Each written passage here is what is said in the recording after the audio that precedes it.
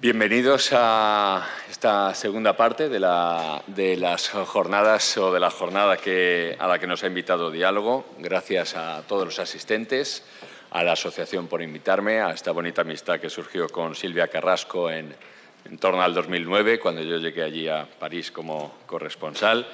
Y, bueno, damos paso sin mucho retraso para intentar ceñirnos a los horarios a esta segunda mesa, cuyo título llevaría el de España y Francia, socios comerciales y estratégicos con visiones compartidas. Es una de las preguntas, o la pregunta a la que vamos a abordar. Vamos a intentar que se centre en tres bloques que iremos tratando de que vayan desarrollándose durante esta hora a la que vamos a hablar. Un primer bloque más genérico de perspectivas económico-financieras europeas entre España y Francia, un segundo bloque hacia la integración económica y financiera y un tercero sobre desafíos de la economía digital y la innovación. Creo que a los ponentes y aquí invitados a la mesa ya les conocen, a Silvia Alonso Castrillo, consejera independiente y presidenta de la Comisión de Sostenibilidad de Colonial SFL, a Cecilia Bonet, presidenta del Grupo BNP Paribas en España, a Beatriz Corredor, presidenta de Redella, a Carlos Pedreira, CEO y director general de Alcampo, y a Gemón Torres, director de Coyuntura Económica en Funcas.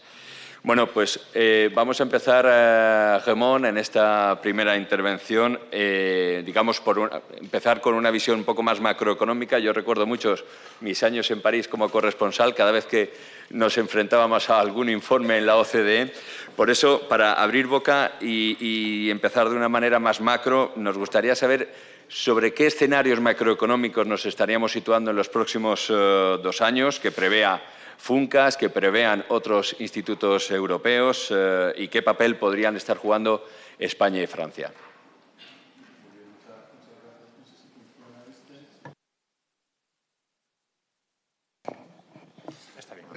Nada, pues buenos días y gracias, David, por la presentación. Un poco más.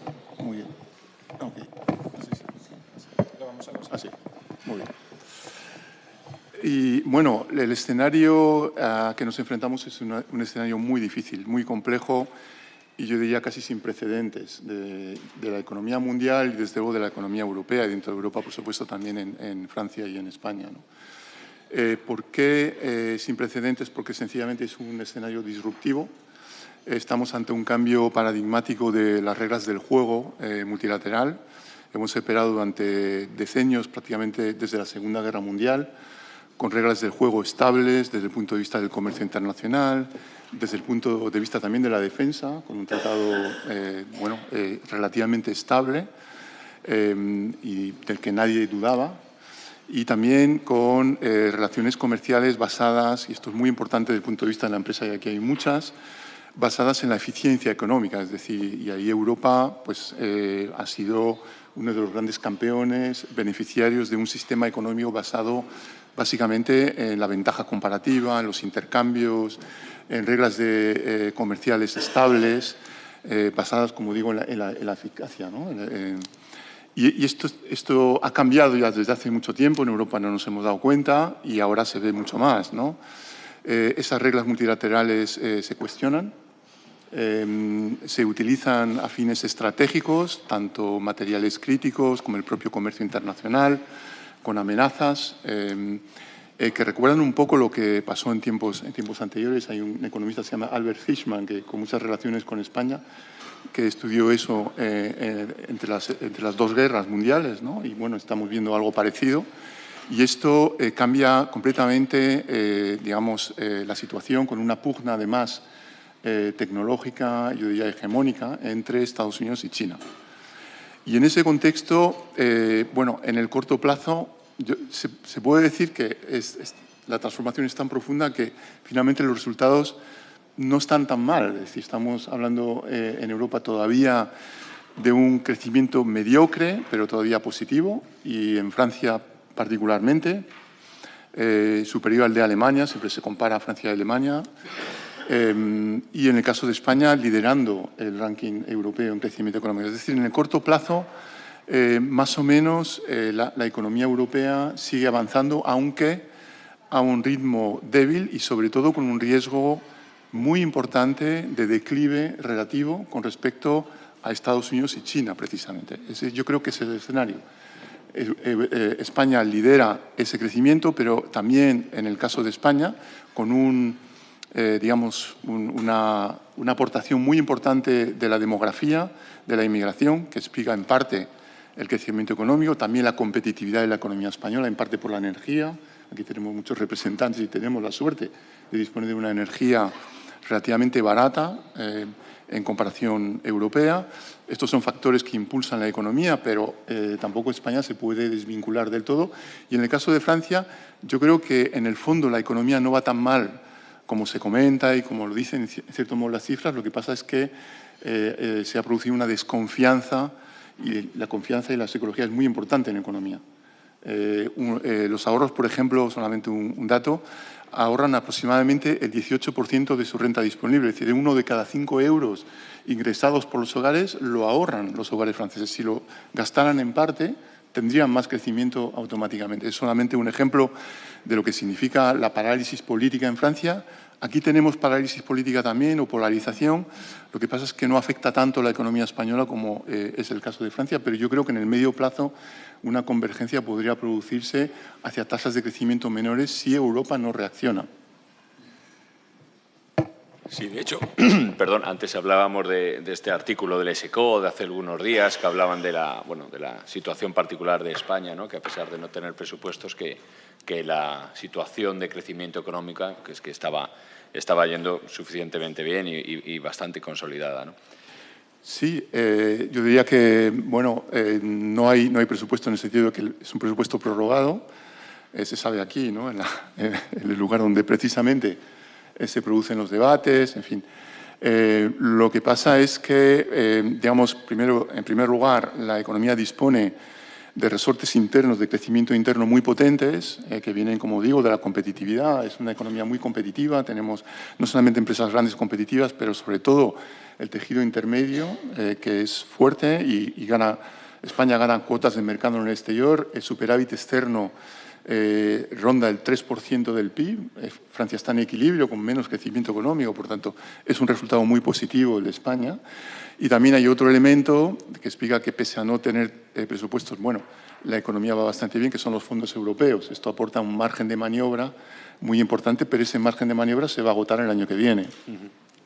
Muy bien, bueno, que quede claro que intentaremos que esta mesa o este debate sea lo más ágil y dinámico, con lo cual, si queréis, bueno, ya no interrumpir, intervenir para enriquecer, seguro que saldrá en beneficio de los que estamos aquí y de los que están del otro lado de la mesa.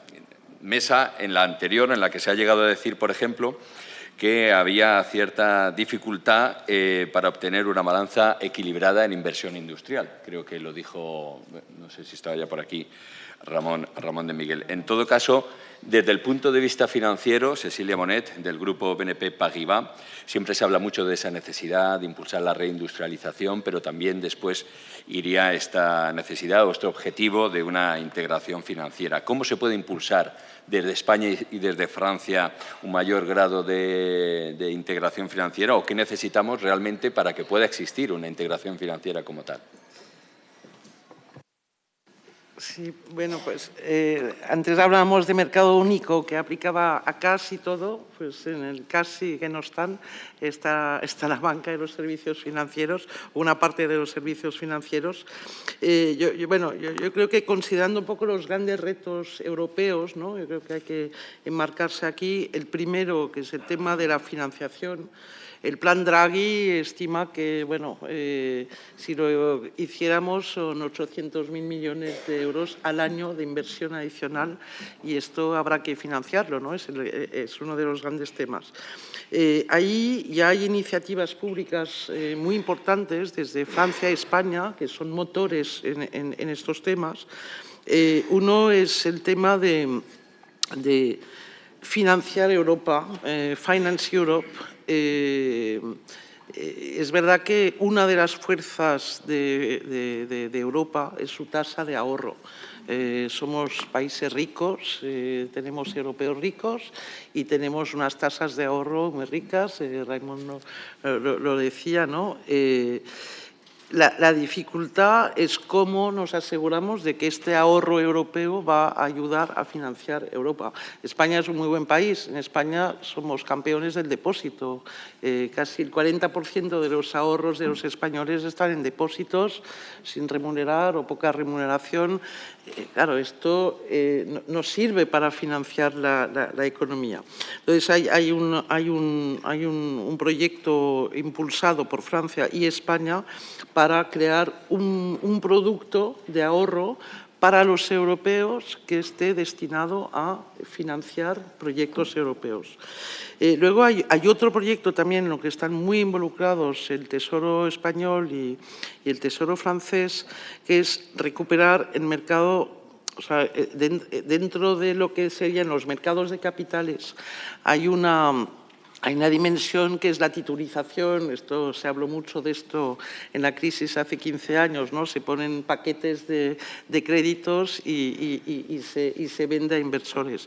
El mercado europeo se ha quedado 5 veces menor que el mercado americano. Prácticamente no tenemos este mercado, pero la titulización es lo que permite que los bancos vayan liberando balance y puedan dedicar su capital a financiar y a renovar financiación. Es una dimensión muy importante. Entonces, ahí hay un proyecto muy, muy concreto, os digo, muy impulsado desde las dos autoridades para favorecer. Y luego, en el terreno privado, allí ya sobre otras dimensiones de esta integración financiera que también tienen vínculo con la necesidad de restablecer soberanía europea, es el tema de pagos.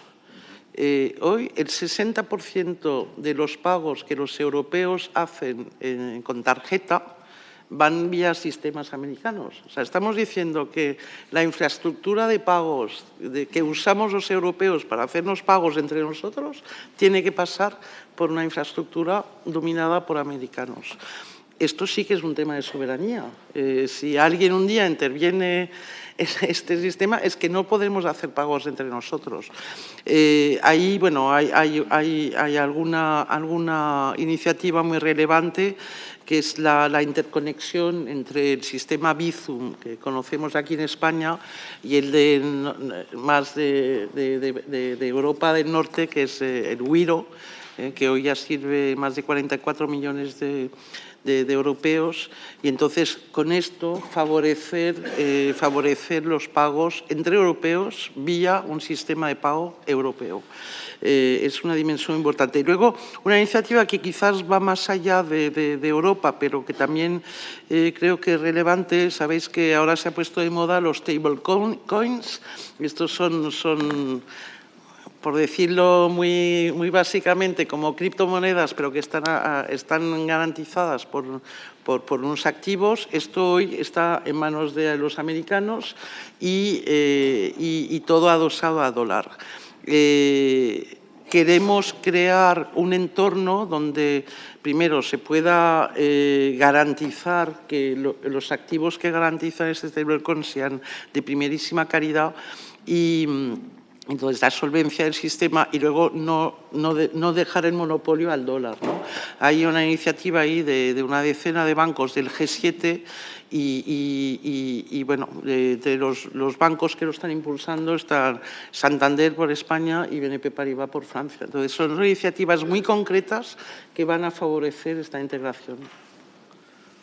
Muy bien, gracias, Cecilia. En cuanto a iniciativas concretas, también, y por hilar con la mesa anterior, se ha dicho que directamente no existe la cooperación en materia energética, con lo cual, Beatriz Corredor, ya que te tenemos aquí como presidenta de Redella, antigua Red Eléctrica, ¿nos puedes contar cómo puede evolucionar esta cooperación entre Francia y España en materia energética? ¿En qué situación nos encontramos? Bueno, gracias, David. Gracias, Loreto. Gracias a la Fundación Diálogo. Enhorabuena por los 40 años. También Red Eléctrica cumple este año 40 años. Hace 40 años que nos incorporamos a la Unión Europea. Ojalá tuviera yo 40 años otra vez. Me encantaría, pero eso no puede ser. A ver, Cecilia ha dicho la palabra mágica, que es interconexión. que vale para casi todo, ¿no? Y un poco como recorriendo lo que decía Raimon, yo he estado leyendo este fin de semana, me gusta mucho leer las reflexiones que se hacen en torno a la situación de la Unión Europea, y he leído que una de las tendencias que ahora mismo se está planteando es que la ESG ya no es tanto Environmental, Social Governance, sino energía, seguridad y geopolítica. Y, desde luego, en los consejos de administración, me dirá Cecilia y Silvia, la geopolítica ya no es un tema de otros asuntos, sino es un tema de la toma de decisiones. En una empresa energética, la geopolítica impacta directamente y lo hemos notado desde la pandemia, en primer lugar, y después con la guerra de Ucrania. Lo hemos notado en una empresa energética de electricidad como es Red Eléctrica, que es el buque insignia de Redella. Yo, para que todo el mundo me entienda, Redella es a Inditex como Red Eléctrica es a Zara, a que todo el mundo así lo entiende muy bien. Entonces, la parte de Red Eléctrica somos el TSO, que para los que no estéis familiarizados con esta jerga eléctrica, es Transmission System Operator, que quiere decir que somos la columna y el cerebro del sistema eléctrico español. O sea, el cerebro es el centro de control y la columna vertebral es la red de transporte, entendida como aquella red neutral independiente a la que se conectan los generadores, que es el corazón, y después salen los distribuidores, brazos y piernas, hacia los consumidores finales, que son los comercializadores. Así se entiende un poco mejor. Entonces, desde el punto de vista de la electricidad, creo que tanto la pandemia primero como la guerra de Ucrania después y las tensiones geopolíticas que hay en torno a y las decisiones que se han tomado en torno a los combustibles fósiles sí que han puesto de manifiesto que la autonomía estratégica europea pasa necesariamente porque esa autonomía sea energética también. Y eso tiene varias patas. Tiene una macro, que tiene que ver con Latinoamérica y que tiene que ver con lo que tú decías de China, ¿no? Otra cosa que he leído es que Europa había decidido poner la energía barata en manos de Rusia, la seguridad barata en manos de Estados Unidos y los bienes baratos en manos de China, ¿no? Entonces, resolverlo todo conjuntamente es un reto mayúsculo. En el tema energético se puso de manifiesto durante la pandemia y durante la crisis energética que las renovables europeas tienen claramente que ser el vector que impulse la competitividad industrial europea y también la parte tecnológica, porque nada funciona sin electricidad. Los centros de datos y la inteligencia artificial son muy intensivos en electricidad, pero es que tienen otra característica, y es que son intensivos e inflexibles. Si uno tiene una industria tradicional que se descarboniza, cualquier industria que sea, pues, por ejemplo, la siderurgia o incluso las industrias, por ejemplo, aquí muy potentes azulejeras, ellos sí que tienen capacidad de descarbonizarse, pero tienen también capacidad de ser flexibles en el sentido de que su demanda eléctrica puede subir o bajar y se les puede pedir que suban o bajen. A los centros de datos y a la inteligencia artificial no se le puede quitar la electricidad ni un milisegundo, con lo cual, una vez que se conectan a la red, tenemos la obligación de darles siempre esa electricidad. Por tanto, si Europa tiene por delante una transición ecológica basada en renovables y tiene por delante una transformación digital basada en la instalación de centros de datos, la autonomía de los datos también, y ello supone que tenemos que tener un sistema eléctrico, que es el sistema eléctrico europeo es la mayor máquina del mundo, que va desde Lisboa hasta Kiev ahora mismo. Tenemos que tener en condiciones de ser capaz de proporcionar esa energía barata, competitiva y limpia que la Unión Europea está demandando. Y para ello, si queremos poner en común los mix energéticos nacionales, que es una cuestión de soberanía, la competencia del mix energéticos de cada Estado, tenemos que aportar cada uno la capacidad que tenemos. Evidentemente, en España no tenemos ni combustibles fósiles ni una enorme potencia nuclear. De 125 gigas, solamente hay 7 gigas de potencia nuclear instalada. De 125 gigas hay 36 gigas de potencia fotovoltaica. Hay 35 gigas de potencia eólica. Quiero decir que España y Portugal pueden aportar a la Unión Europea para sumar todos los objetivos que hay de descarbonización, de renovables, de eficiencia energética, para poder llegar a darle a la industria la competitividad de precios que requiere. Esto se ha demostrado recientemente en 2 eventos que son muy fáciles de entender. Durante los años 2022 y 2023, Francia tuvo una circunstancia técnica en sus centrales nucleares que llevó a que España tuviera que estar 15 meses seguidos exportando energía a Francia. Llevamos 48 meses seguidos siendo España potencia exportadora neta. Gracias a eso, pues se cubrió un 3% de la demanda de Francia en esos meses. Y si nos vamos más recientemente y al revés, al 28 de abril, día que no tengo que contaros lo que ocurrió, porque yo no he salido el 28 de abril todavía, el día 28 de abril, a los 10 minutos del blackout, ya estábamos recibiendo energía en Hernani gracias a la interconexión con Francia. Por tanto, las interconexiones son las Energy Highways que Ursula von der Leyen ha puesto sobre la mesa, que son imprescindibles para que toda la Unión Europea pueda realmente cumplir los objetivos que tiene de competitividad industrial y de repotenciación de su industria básica, incluida la de la defensa. Por tanto, la palabra mágica, y luego si queréis hablamos más, es interconexión. Porque, desde luego, en el tema, y voy a decir una cosa que digo mucho, y es que España, en términos eléctricos, es más isla que Irlanda. En inglés suena mejor, we are more island than Ireland, porque ellos tienen más interconexión con el continente que España y Portugal. Y esto es un cuello de botella muy importante, no solamente para la península ibérica, sino para toda la Unión Europea, que necesita las renovables peninsulares. Gracias. Veo que el 28 de abril no lo hemos olvidado, ¿verdad? No es antes de Cristo, después de Cristo, es antes del apagón y después del apagón. Lo entendemos, lo vivimos también nosotros en la tele. Por ir avanzando, has mencionado también, Beatriz, la pandemia. La pandemia, bueno, uno de los sectores clave fue el de la distribución. Tenemos aquí a Carlos Pedreira, director general de Alcampo. ¿Qué diferencias y qué similitudes hay entre el consumidor español y el francés? ¿Y esto cómo afecta las estrategias de las empresas a uno y otro lado de los Pirineos? Bueno, muchas gracias antes de nada por la invitación y poder estar hoy con todos vosotros.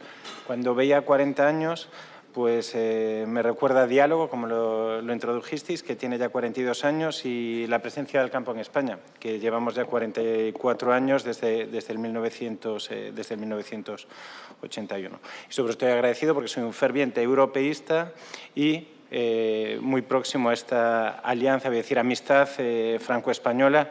Siempre digo, tengo 3 niños y tengo un español, un francés y una china. Entonces, al final, me siento como en el chiste. El consumidor español y francés, en no alimentación, son muy similares, pero en alimentación, la verdad es que son bastante diferentes porque la alimentación es algo muy local. Incluso dentro de España, un gallego como soy yo come bastante diferente de un andaluz. Pero hay muchas cosas que nos unen. Y yo me quedo siempre mucho más en lo que nos une que en lo que nos separa. Y sobre todo toda la parte de la agricultura y la ganadería se ha generado un fuerte tejido entre España y Francia, que además nos ha permitido también desarrollar un tejido muy fuerte de proveedores franco-españoles y de distribuidores. Cuando pensaba en las diferencias, las principales diferencias que teníamos, quizás lo que más me ha sorprendido, he vivido bastantes años en Francia, en Lille y en París, son los horarios comerciales. Aquí estamos acostumbrados a horarios comerciales mucho más amplios, y os puedo decir que antes hablamos de Inditex, la primera vez que fui a un Massimo Dutti en Lille a las 6 y vi que había cerrado a las 5:45, fue una sorpresa importante. Pero bueno, es algo que quizás está cambiando. Y esta diferencia ha generado diferencias también en nuestra red de distribución. En Francia está más desarrollado que en España el e-commerce, es decir, se vende más por Internet, quizás entre otros motivos por esa dificultad de horarios, y sobre todo Francia es la cuna de la gran distribución, no voy a decir en España, sino en Europa. Y eso ha permitido desarrollar un comercio mucho más moderno y muchísimo más profesional en España. Al cliente español le gusta más la proximidad, le gusta más el comercio próximo que el cliente francés. En Francia se compra más en hipermercados y en grandes superficies comerciales, y al cliente español le gusta mucho la tienda de barrio, de proximidad. Preparando la conversación que tenemos hoy, miraba cifras y el 88% de los españoles, cuando hacen sus compras de alimentación, las hacen en proximidad, con lo cual es algo que está muy marcado. Y, sin embargo, el cliente francés apuesta muchísimo más por el producto local, por el producto sostenible, y la marca Made in France, tanto para alimentación como para no alimentación, para el cliente francés es realmente importante. Ambos mercados son sumamente importantes para la distribución en Europa y los cerca de 70 millones de franceses y 50 millones de españoles contribuyen de una forma muy significativa al desarrollo de la distribución. Gracias, Carlos. Has aportado datos. Por hilar con la siguiente interviniente, tenemos la cifra del año 2024 de 39.000 millones de inversión que hubo de Francia en España, como digo, el año pasado, en el 2024. Tenemos aquí a Silvia Alonso Castrillo, representante del sector inmobiliario.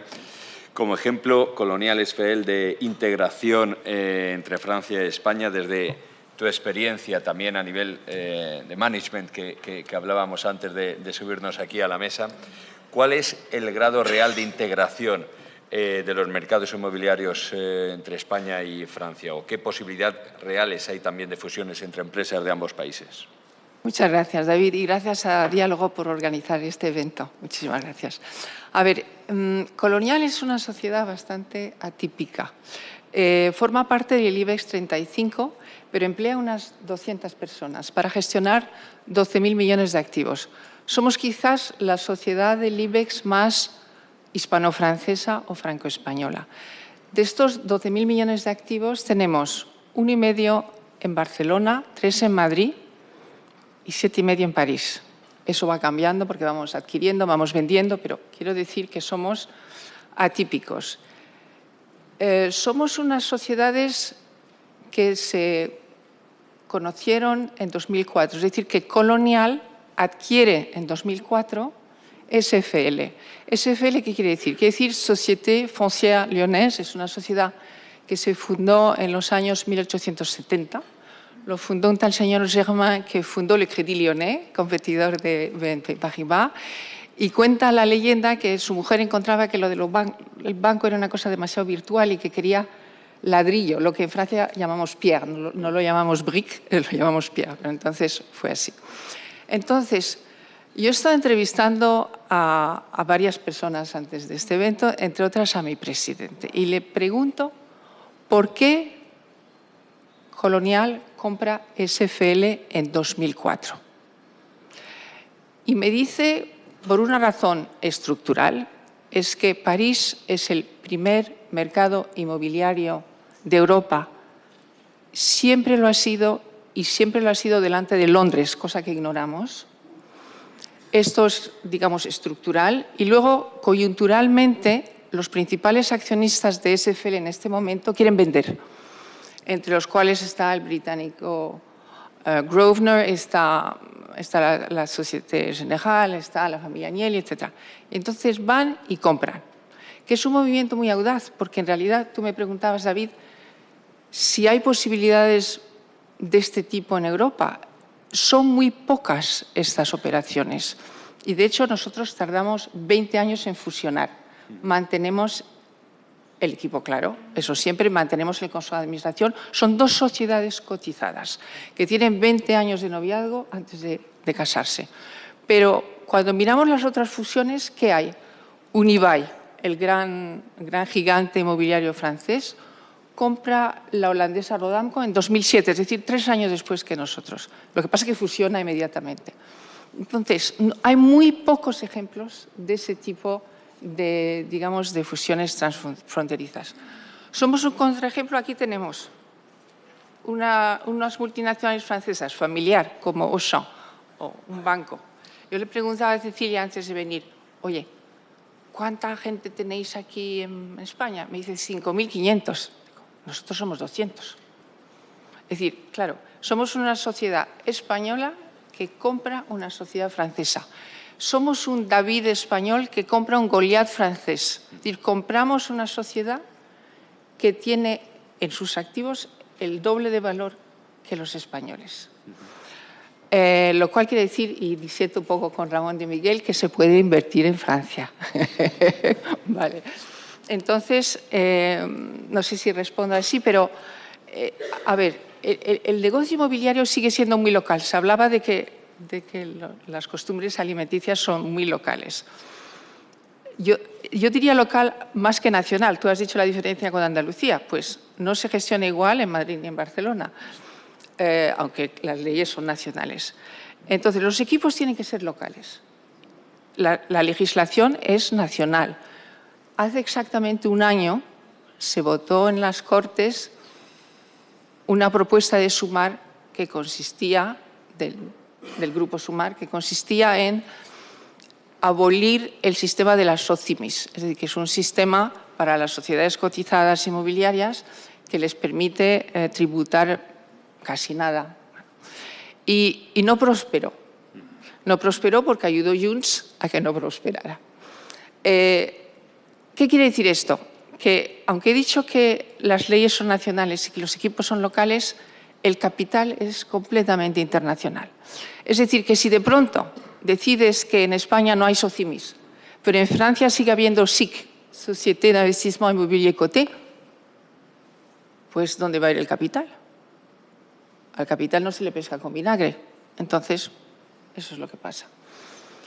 Luego me preguntabas por el management, ¿no? Sí. Bueno. Comentábamos antes de subir, ¿no? A ver, sí. A ver, yo no soy ejecutiva, estoy rodeada de ejecutivos, pero yo soy consejera, es decir, que es otra cosa. Pero he sido consejera 2 años en SFL, cuando era filial, antes de venirme hace 6 años al Consejo de Colonial. Y he estado viendo un poco las diferencias de management y he estado entrevistando a los equipos franceses para este acto. Entonces, me han dicho unas cosas que me han parecido muy interesantes.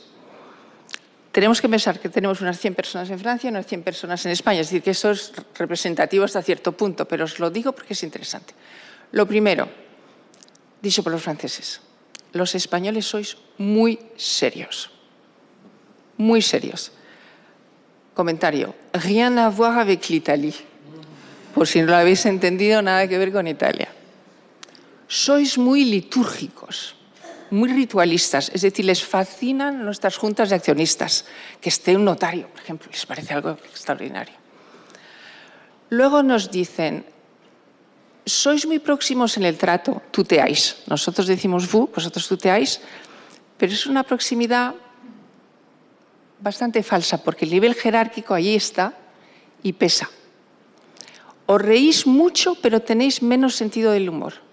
Nosotros utilizamos un humor profesional muy duro, un humor grinçant.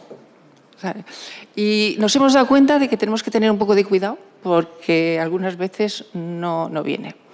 Luego me dicen, somos muy, los franceses, planificadores y somos demasiado prudentes. Vosotros sois, los españoles, mucho más audaces. Bueno, esto, claro, es visto desde una sociedad que ha sido comprada por los españoles y que considera que fue un acto audaz, y de hecho lo fue. Pero creo que esto permite, insisten mucho en nuestra seriedad en el trabajo y en nuestro modo de management, y yo creo que esto es algo interesante que merece ser compartido.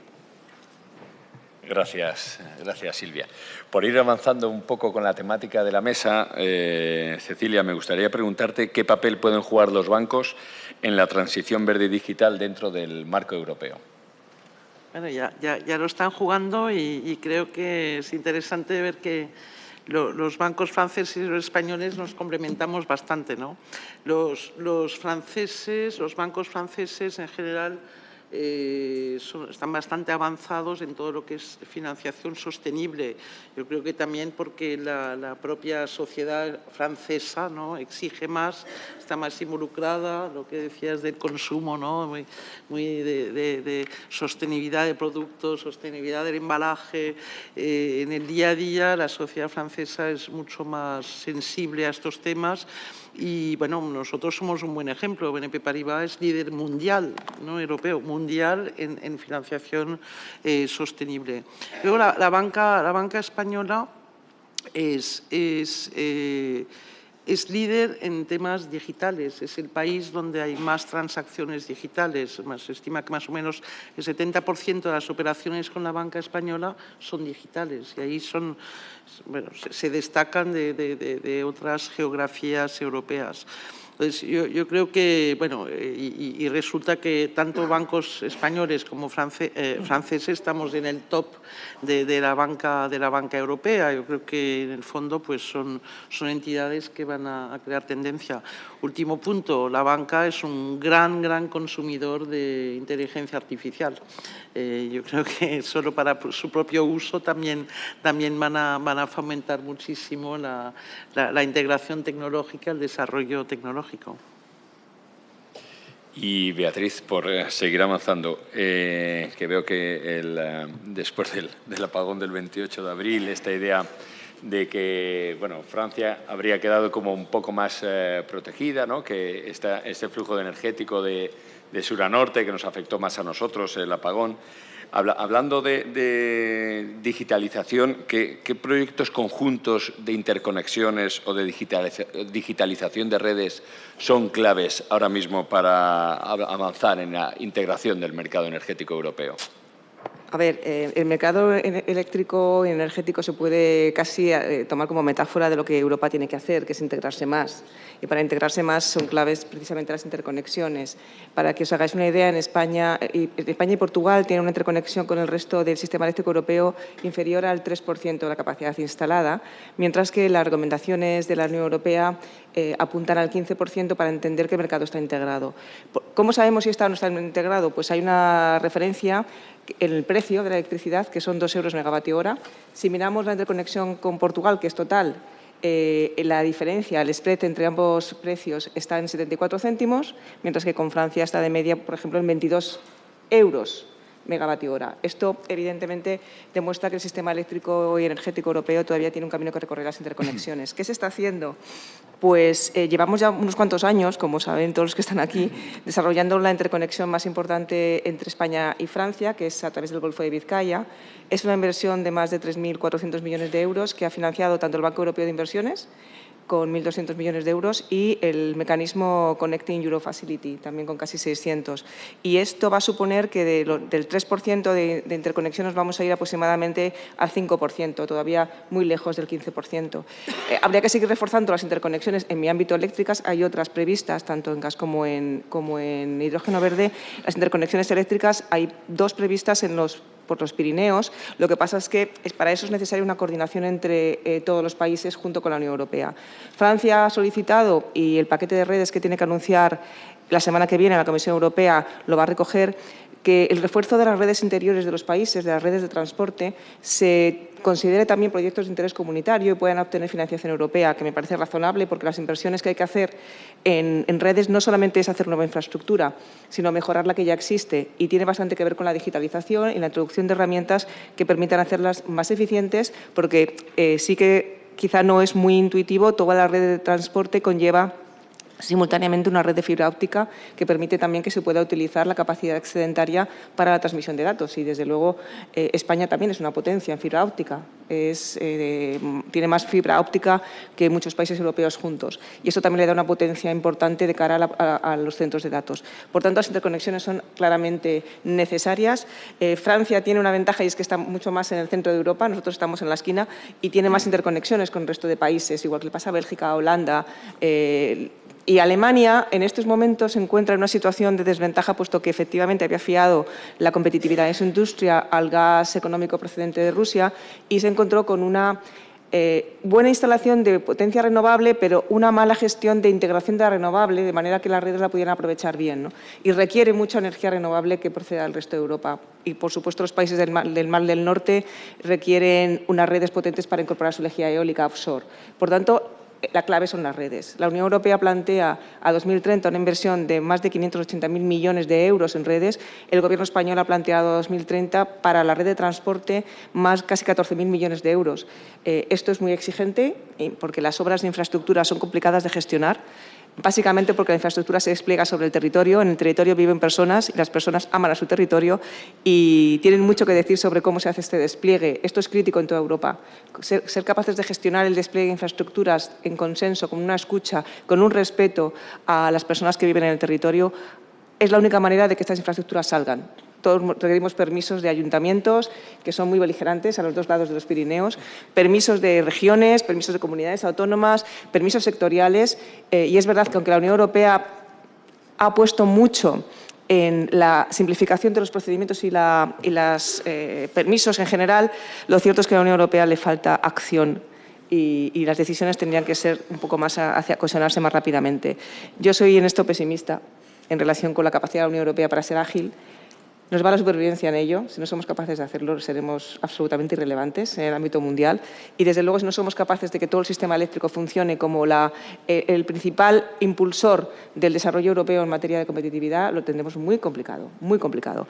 Y, punto final, la industria de las renovables requiere una serie de componentes que a día de hoy estamos también importando masivamente de China.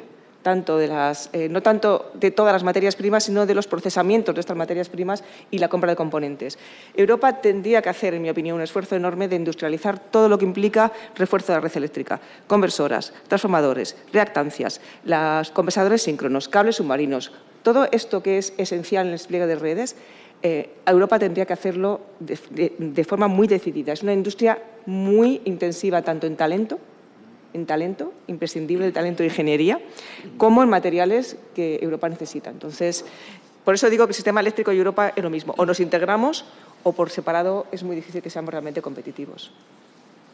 Gracias, Beatriz. Y en esta pelea que tenemos un poquito global o mundial con China y Estados Unidos, en esta carrera global por la inteligencia artificial o la innovación, Carlos, en vuestro sector, en el de la distribución y el consumo, ¿qué necesitáis hacer para no quedaros atrás?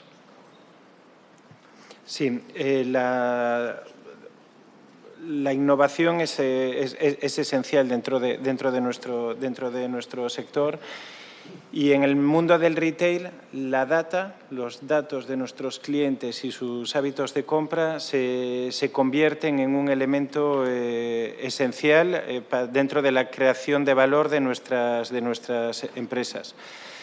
Para ello necesitamos que haya un marco normativo estable. Entonces tenemos que acelerar, al mismo tiempo que ha acelerado la inteligencia artificial y la data en el mundo, nosotros tenemos que acelerar dentro de la Unión Europea al mismo tiempo para tener ese marco normativo estable, y después tenemos que planificar inversiones conjuntas en innovación. Si cada Estado, cada empresa hace las innovaciones individualmente, o sea, el volumen ya solo para protegernos de ciberataques potenciales, las inversiones serían tan millonarias que nosotros, evidentemente, lo tendríamos que repercutir en el precio de nuestros clientes y no podríamos subsistir. En Alcampo sé de lo que estamos hablando porque tuvimos un ciberataque el año pasado. Nuestros sistemas estaban protegidos, con lo cual, aparte de una pequeña zozobra de 12 horas y un pequeño caos de un mes, no tuvimos que cerrar ninguno de nuestros establecimientos y pudimos continuar contribuyendo a la alimentación de todos nuestros clientes. Se ha convertido en un elemento esencial dentro de nuestras organizaciones. En la parte de innovación es mucho más hacia el producto. Nuestra visión es comer bien y vivir mejor cuidando el planeta, y toda la innovación que desarrollamos en nuestros productos va hacia la salubridad de nuestros alimentos, pero también hacia la calidad y hacia garantizar que nuestros clientes puedan tener una vida más sana y equilibrada. Gracias. Y, Gemón, ¿en qué sectores crees que todavía hay margen para una mayor integración entre Francia y España? Yo creo que en numerosos sectores. Y yo quiero dar aquí una cifra que me parece preocupante en este sentido. Este último año se ha hablado mucho de los aranceles de Estados Unidos, ¿no? Y las barreras comerciales, una verdadera guerra comercial, dificultades también de intercambiar con China. Y al hilo lo que comentaba Beatriz de la temática de la interconexión, una derivada también son los intercambios, que es una manera de interconectarse. Y si miramos el crecimiento de los intercambios en los últimos 3 años entre países europeos, es decir, lo que intercambiamos entre nosotros, el crecimiento ha sido del 0,8% en 3 años en total. Y el crecimiento de los intercambios entre Europa y el resto del mundo ha sido del 5,3%. Es decir, nos estamos imponiendo barreras arancelarias dentro de Europa que son mayores de lo que Estados Unidos, por ejemplo, nos ha impuesto el último año, que por supuesto es algo que es un golpe muy duro, ¿no? y muy criticable naturalmente, pero quiero decir con esto que son muchos los sectores donde ganaríamos en mejorar la interconexión, la integración entre países europeos. Querría destacar algunos. Se ha hablado de la energía, creo que la defensa también. Al hilo de lo que comentaba Carlos también. Nosotros hemos hecho un cálculo de la inversión en defensa, lo que significa en términos de seguridad, aportar más seguridad. Si no conseguimos integrar la industria de defensa entre países europeos, bueno, pues esa inversión se va a diluir y no vamos a conseguir mejorar la seguridad significativamente, proporcionalmente al esfuerzo de inversión en defensa. Eso es un reto muy importante en la medida en que se quiere mejorar la defensa europea. Otro tiene que ver con las tecnologías. Es evidente que hay ámbitos en inteligencia artificial, en el desarrollo de batería eléctrica, etcétera, donde hay elementos tecnológicos donde la mancomunidad, ¿no? El hecho de mancomunar la inversión conllevaría más eficiencia para el conjunto de los países. Bueno, no disponemos todavía de un presupuesto europeo y una política económica o industrial europea a la altura de esa ambición. Entonces, yo creo que eso también, es decir, yo creo que se han identificado bastante bien los sectores, energía, defensa, tecnología, por poner esos tres, aparte de, en general, una integración mayor entre países europeos, pero no estamos, digamos, haciendo lo suficiente para crear toda la infraestructura, las palancas de política económica, activarlas para conseguirlo.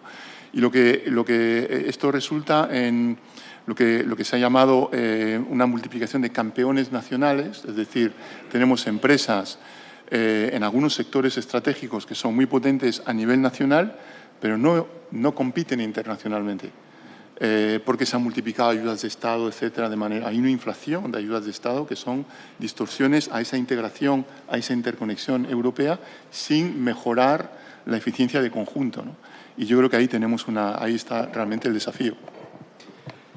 Por ir avanzando y luego darle la palabra a los presentes, creo que, Silvia, querías añadir algo sobre la innovación en un sector como el inmobiliario, que aquí en España tiene su gran peso. Sí, bueno, voy a hablar de ambos países. Voy a tomar dos ejemplos de dos inmuebles diferentes. Bueno, inmuebles. Uno en Madrid, que es el proyecto Magnum. Nosotros apostamos por el sur de Madrid.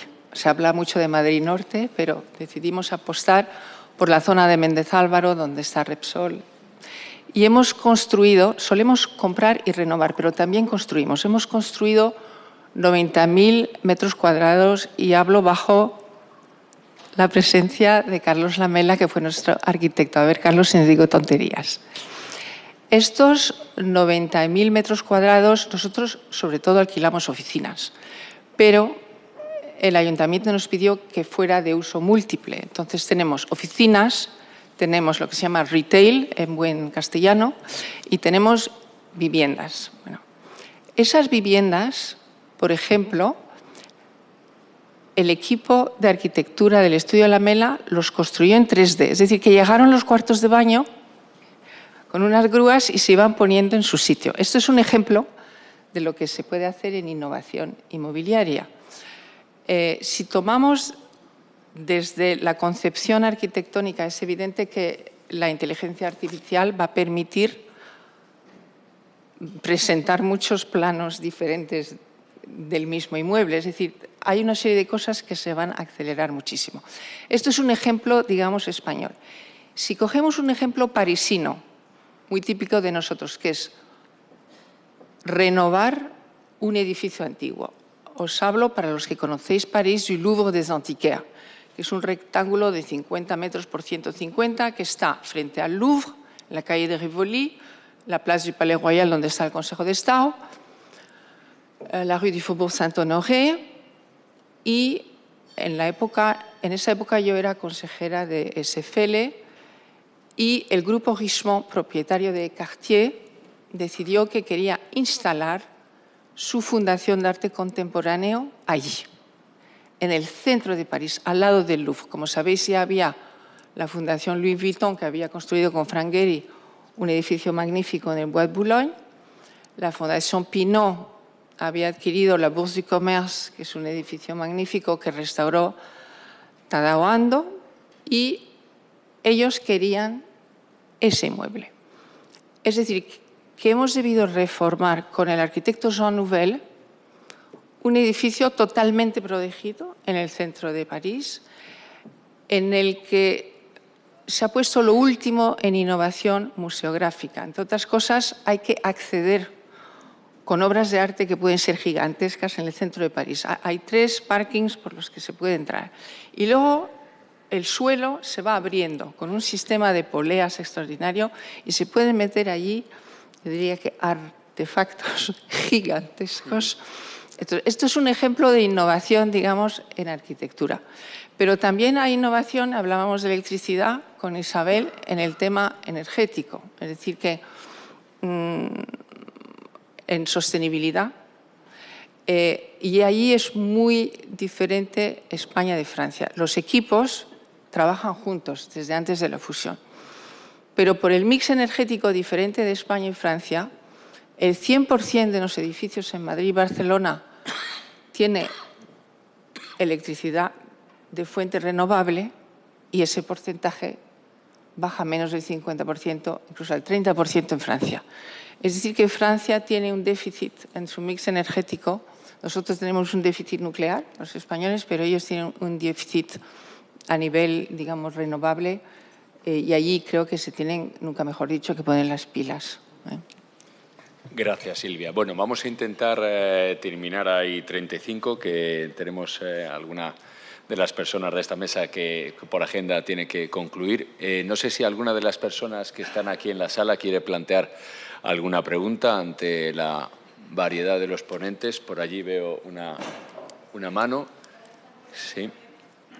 O por allí también. Bueno, pues empezamos por allí y luego por allá. Intentamos... Sí, tenemos 5 o 7 minutos todavía.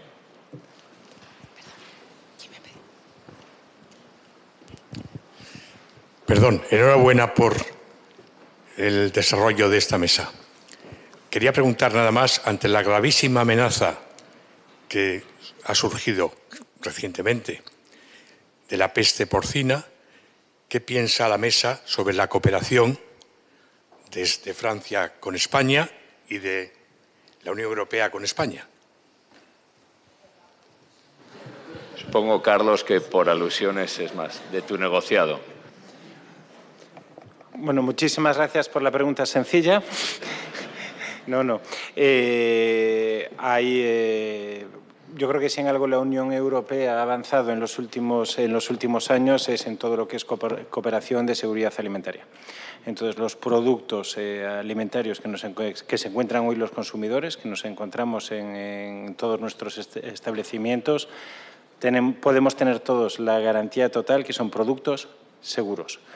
Después, esto tiene un impacto importante para nuestras explotaciones, tanto en España como en el resto de los países europeos, pero también está ocurriendo con la gripe aviar y lo veremos estas Navidades con el precio de los huevos y el precio de algunos de nuestros productos. Estamos en un mundo global en el que llegan alimentos y productos y animales de diferentes partes del mundo. Lo único que podemos hacer es mantener esa cooperación fuerte que existe en la Unión Europea para proteger nuestro mercado. Y protegerlo no es bloquearlo. Protegerlo es utilizar la normativa que existe para que este tipo de riesgos intentemos que no ocurran y cuando ocurran que tengan el mínimo impacto posible para los animales y para los consumidores. Gracias, Carlos. ¿Alguna otra pregunta por allí? Buenos días, buenas tardes. Muchas gracias por este encuentro, como siempre, muy enriquecedor. Y yo quería hacer una pregunta, porque nos hemos sobrecogido con el apagón la pasada primavera, pero quería poner el acento en el hecho en que en España hay un territorio que lleva 6 años de apagón, que es la Cañada Real, y si no me equivoco, este tema ha llegado al Parlamento Europeo o las instituciones europeas y quería saber cuál es el recorrido que tiene actualmente para volver a poner la conexión eléctrica a esa población. Una pregunta compleja. Pues como antes decía, nosotros llegamos a 220.000 voltios y, por tanto, de 220.000 voltios hacia el consumidor final, el servicio eléctrico lo cubren los distribuidores y luego comercializadores. Entonces, desde nuestro punto de vista, no podemos hacer nada porque 220.000 voltios son incompatibles con la vida doméstica. No puedo decir otra cosa. Gracias. Vamos a ir... Creo que concluyendo, es que tenemos que concluir ya la mesa redonda porque fue el primero. Bueno, pues rápidamente, si es medio minuto. Sí, han hablado mucho del rol que tiene la cooperación e integración y mi pregunta tiene que ver con cuáles son los factores que están dificultando esta interconexión y qué rol tiene lo público y qué rol tiene que tener lo privado en fomentar estas interconexiones, tanto energéticas, pero también bancarias y financieras. Bueno, sobre el tema bancario es básicamente porque la unión bancaria no se hizo, está pendiente, las estructuras bancarias de un país a otro son muy distintas. No sé, para coger dos ejemplos, yo creo que Francia y España han hecho los deberes en consolidación bancaria, tienen un sistema bancario muy potente, tal, y hay otras economías que pesan mucho en Europa, para no nombrarles, una Alemania, por ejemplo, pues que igual no tienen un sistema bancario suficientemente robusto para enfrentarse a una unión bancaria, ¿no? Entonces, al final, las dificultades son intereses nacionales contra un interés supremo, superior, que sería el interés europeo y segundo, temas de regulación. La paradoja en Europa es que emitimos regulaciones desde Europa, desde el Banco Central Europeo, etcétera, y luego vamos añadiendo capas de regulación en los diferentes niveles, evidentemente a nivel nacional, y esto pues contribuye, en lugar de tener un mercado único, lo que vamos haciendo es fragmentando lo que ya tenemos, ¿no? Para mí esta es la principal barrera. Pues muchas gracias a los cinco. Creo que vamos a concluir aquí esta mesa redonda, esta segunda parte de la mañana. Silvia me indica, efectivamente, damos paso a Miguel Fernández, ex becario de Avenir, que va a dar un discurso, unas últimas palabras de clausura del acto. Gracias, Miguel. Muchas gracias, en primer lugar, a Diálogo por contar conmigo. Estamos aquí celebrando 40 años de España y Francia juntas en la Unión Europea. Yo no tengo 40 años, tengo 26 recién cumplidos y, por lo tanto, no estaba allí cuando España entró en la Unión Europea, pero, de alguna forma, estoy aquí para ser un poco testigo de lo que es la Unión Europea hoy y de todo lo que aporta la relación hispano-francesa al proyecto. Y estamos aquí en la casa de todos los españoles y, por lo tanto, de todos los europeos también. Estoy aquí por dos motivos. En primer lugar, como digo, porque soy hijo de ese sueño europeo que muchos de ustedes ayudaron a construir. Y, en segundo lugar, porque tuve el honor de recibir una de las becas Avenir de la Asociación Diálogo, que me permitió estudiar mi máster en Sciences Po, en París, completando mi formación allí. Estos son los dos motivos por los que aquí hay un chaval hablándoles después de todas estas personalidades tan importantes. Y bueno, en esa estancia en París yo tuve la oportunidad durante las Journées de Patrimoine, que le llaman allí, de visitar una de las instituciones centrales en Francia, que es el Quai d'Orsay, el Ministerio de Asuntos Exteriores, y tuve la oportunidad de estar en el Salón de l'Horloge, que fue donde un 9 de mayo de 1950, hace mucho tiempo, un señor llamado Robert Schuman hizo una declaración que hoy en día se considera uno de los textos fundacionales de lo que fue luego en la Unión Europea, muchos años después. Y este fue uno de los momentos en los que a mí me marcó realmente de mi estancia en París, que fue posible precisamente gracias a esa amistad hispano-francesa y a las oportunidades que brinda el proyecto europeo. En España tenemos mucho que aprender de Francia, hemos aprendido mucho de Francia y los franceses también aprenden mucho de nosotros todos los días. Se ha mencionado aquí que la Constitución española, de la que también celebramos dentro de poco un aniversario, ha sido ejemplo para el proceso de la transición y en que se fundamentan los valores de la Constitución, han sido ejemplo para muchos. Y bueno, pues ese Estado social y democrático de derecho que propugna el artículo 1, que creo que es un modelo de organización y de convivencia en muchas partes. Francia, como digo, también ha sido un ejemplo para España en muchas ocasiones, desde el Tratado de Bayona del 95, que aparece la prehistoria, pero fue una primera piedra en esa cooperación, hasta el Tratado de Amistad del 2023, que también se ha mencionado como un punto de inflexión. Decía la presidenta de Diálogo al principio que la cooperación no es una opción sino una responsabilidad. Y creo que esto es precisamente el lema con el que tenemos que trabajar todos los ciudadanos, no solo en las instituciones, no solo en la Unión Europea, sino también los ciudadanos cuando pensamos en Europa y en la proyección internacional que tiene tanto la Unión como los Estados miembros y especialmente España y Francia como grandes referencias dentro del club. Somos dos países abiertos que creen en los derechos humanos, que tienen un alma global de alguna manera. España con esa identidad un poco mestiza entre puente hacia Latinoamérica, hacia el Mediterráneo. Francia con unos vínculos históricos importantísimos en África, en el Sahel. Y como digo, compartimos esa identidad abierta hacia el mundo que para mí ha sido, se ha vuelto mi identidad realmente también, personal, a través de vivirla en Europa. Cuando España lidera, Francia acompaña, y cuando Francia propone, España consigue y fomenta esa cooperación. Y creo que ese lazo es muy importante en términos generales, pero también se materializan cosas muy concretas en el día a día. Yo he vivido la cooperación franco-española, por supuesto, y también el sueño europeo en carne propia. Fui estudiante Erasmus, como mucha gente, ya no soy ni la primera, ni la segunda, ni la tercera generación Erasmus. Y ese tema que se hablaba antes en una de las preguntas de la convalidación de títulos también lo he visto como una de las necesidades más imperiosas ahora mismo, porque tengo muchos compañeros que han estudiado en uno de los dos países y todavía no tienen esas facilidades que deberían existir para moverse libremente y establecerse en otro país de la Unión Europea. Pero, claro, hablando de jóvenes, que se supone que es lo que represento yo aquí, humildemente, hace falta a veces reconocer y recordar que la Unión Europea no es solo como una cosa de nuestros abuelos y no es solo paz, que por supuesto lo es, sino que también se materializan cosas concretas, como digo, que son útiles en el día a día. El Erasmus es un ejemplo estupendo. Tenemos la PAC, también la Política Agrícola Común, que es importantísimo, aunque no se conozca tanto, y Francia juega un papel muy importante en esto. Y luego cosas como el cargador único, el hecho de que podamos usar todos el mismo cargador de repente y no tengamos 1000 cables en casa.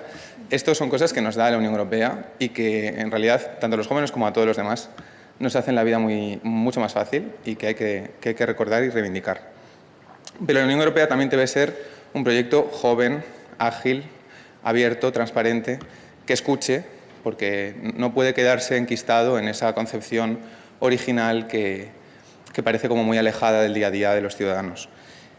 Entonces, la Unión tiene un papel muy importante en temas que son muy importantes también para los jóvenes, el cambio climático siendo uno de ellos, también el avance de la inteligencia artificial, que se ha hablado mucho, la vivienda como un tema principal, tanto en España como en cada vez más países, desgraciadamente. También tiene algo que decir Europa sobre la vivienda. Y, sin embargo, a pesar de que no siempre se comunican esos éxitos y esos trabajos de forma muy eficiente, vemos que, según el último Eurobarómetro de primavera, el 52% de los europeos creen que la Unión Europea tiene un impacto positivo en su vida y este porcentaje sube al 61% en caso de los jóvenes, casi 10 puntos más. O sea que, a pesar de esta sensación generalizada que tenemos, que es verdad, de que la Unión a veces se queda corta, bueno, pues parece que no lo hacen tan mal, ¿no? Si más del 60% de los jóvenes, que son uno de esos grupos más críticos, todavía hoy creen que vale para algo y que debe mantenerse y debe seguir creciendo. Los jóvenes también somos internacionales cada vez más, somos digitales cada vez más. Yo tengo un montón de amigos que conocí en París, que son de todas las partes del mundo, que viven en Francia o en otros países de la Unión, que al terminar el máster se han venido aquí, por ejemplo, y algunos viven en Madrid o en otras ciudades. Y esa posibilidad de estudiar con gente distinta y aprender de ellos es uno de los principales legados que mi generación saca de Europa y que aprovechamos. Pero bueno, también esta generación tiene sus sombras, ¿no? Y hay una desconfianza en las instituciones creciente en los jóvenes, vemos una rabia que se acumula por los problemas del día a día y creo que la Unión también tiene que tomar responsabilidad y España y Francia liderar ese esfuerzo para que los jóvenes no se vean desencantados con la idea de Europa, no solo Europa, sino la democracia también, ¿no? y el sistema que tenemos. Y eso es una responsabilidad de todos que creo que podemos trabajar en el día a día. Y parte de ese esfuerzo necesario para evitar que la democracia, el sistema, el Estado de Derecho, todas estas cosas como que damos por sentadas, pero que mucha gente pierde un poco el sentido para ellos porque no lo ven en el día a día. Parte del esfuerzo que debemos hacer todos, creo, es que haya más jóvenes en el debate público. Creo que Diálogo bueno, me ha dado esta oportunidad estupenda de hablar aquí 5 minutitos para daros un poco mi visión de las cosas y creo que esto es un ejercicio que habría que hacer más, porque no puede ser que se legisle, se impulsen ideas que están dirigidas a los jóvenes sin escucharlos, ¿no? Los jóvenes tienen que tener voz y voto, por supuesto, y eso implica más presencia de los jóvenes en las instituciones y en órganos también de debate como este. Así que yo me voy con este mensaje, agradeciendo de nuevo a Diálogo bueno, que hayan contado conmigo y habiendo aprendido mucho también de todos los ponentes y esperando que haya una Europa más joven y más abierta a los jóvenes también. Gracias.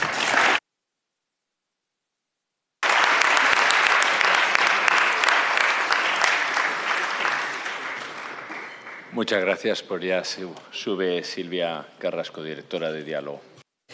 Pues Miguel, gracias por darnos este mensaje esperanzador y positivo, a pesar de las sombras.